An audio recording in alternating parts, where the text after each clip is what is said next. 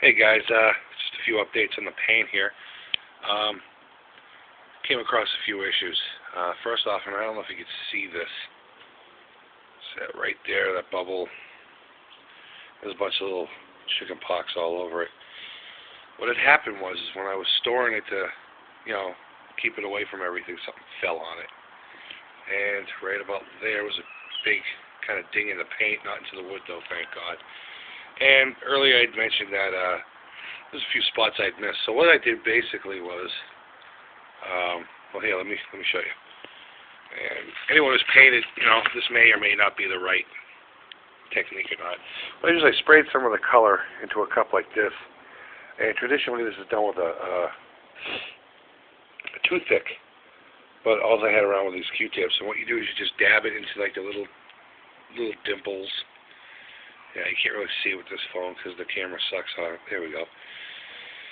And you just make sure it's sticking up and out, like a little nipple. And then when you flat sand, before you wet sand, you can smooth it out like you would, say, a run or something like that. So, and then I hit the face with another coat just for shits and giggles to give me something to actually work with when I wet sand and I have to hit this stuff. So that's that. Another update. I'm walking around here like an idiot. Chose to do that. And then I chose to do that.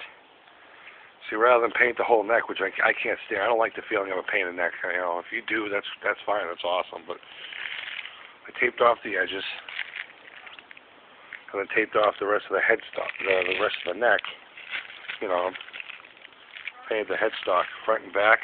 And it's probably not going to be perfect, but there's like that little curve there that I taped off. I got the best I could. I'm sure it's not going to be perfect when I peel this all apart, but that's that. I decided to went with a different direction. Look at that. Okay, great. One of the things I was thinking about was, money. And right now it's kind of tight. I'm sure it is everywhere else. And excuse me, I'm coming off the last end of a cold and air infection, so I'm not too enthusiastic as I normally am. But I figured, why spend all the money on this guitar? I mean, the purpose of this thing was to build something on the cheap. I paid $30 for the guitar. All the parts on it were good. I wasn't a big fan of the pickups or anything like that, but what the hell.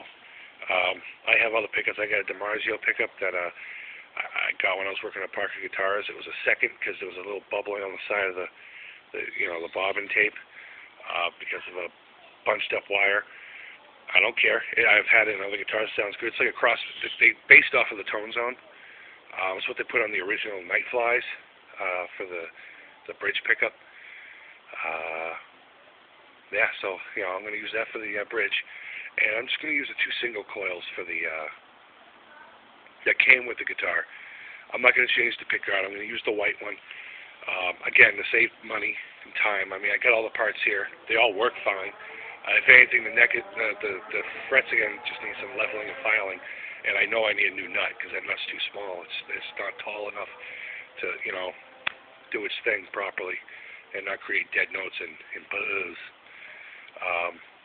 But that's basically it. I got only one last thing, and I don't know why I didn't bring it with me when I walked over to the wall. Let me get it. Okay, what I'm going to do here is I just mentioned I'm going to use the pick guard, and just show it to you real quick here. See, it still has a little bit of tape.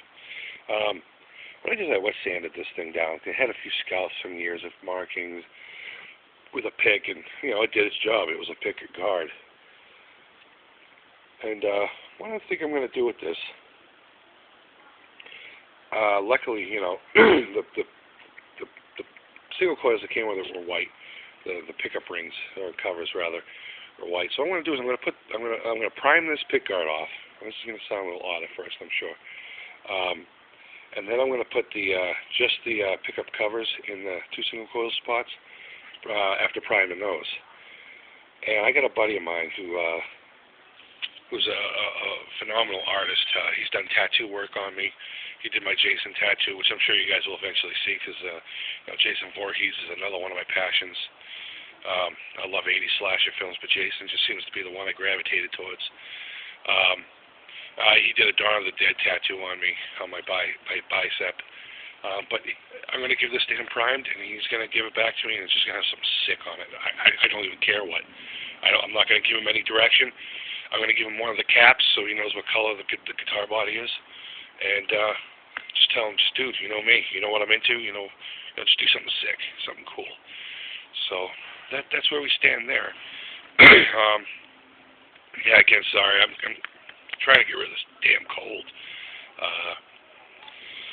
But I just did some more work on the guitar, and all I really need is to clear. And as far as the other parts, I'm not going to use them. I was going to go nuts, buy a new neck for this thing, new bridge, do all black or gold hardware and all that crap, but nah. It completely defeats the purpose of what this guitar was all about. It was about doing something on the cheap, under a couple $100. I never set a budget for it, but when you buy something like this on the fly, you don't really think at first. You say, it's $30. I bet you can get that thing going. And then you just go with it, and sometimes go crazy, and sometimes you're practical, and that's what I need to do with this one. I need to be practical. Use what I got, and only spend on absolute necessaries. So, and that's that. So, until next time, guys.